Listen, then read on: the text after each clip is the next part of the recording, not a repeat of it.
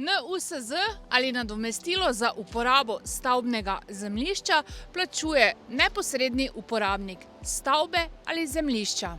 To je lahko lastnik, najemnik ali imetnik stanovanjske pravice.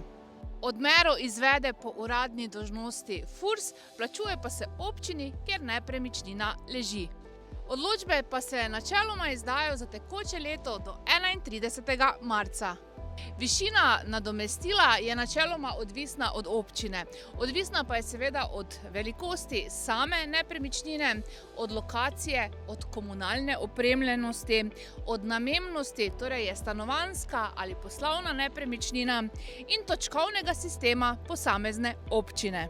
Plačevanje NUSZ ni potrebno pri kmetijskih zemljiščih, javnih cestah, vodnih zemljiščih, javnih objektih, potem tudi kakšni sakralni objekti in ostalo.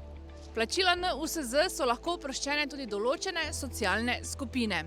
In sicer invalidi, socialni primeri, neprofitna stanovanja. Tukaj pa bi predvsem poudarila upokojence, ki prejemajo varstveni dodatek, in osebe, ki prejemajo denarno socialno pomoč. Oprostitev običajno ni avtomatska, zato mora upravičenec vložiti vlogo za oprostitev in priložiti ustrezna dokazila.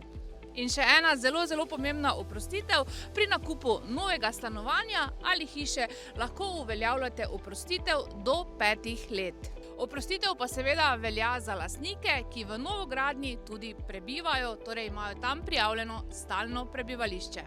Do naslednjič, lep pozdrav, Galeja Nepremičnine!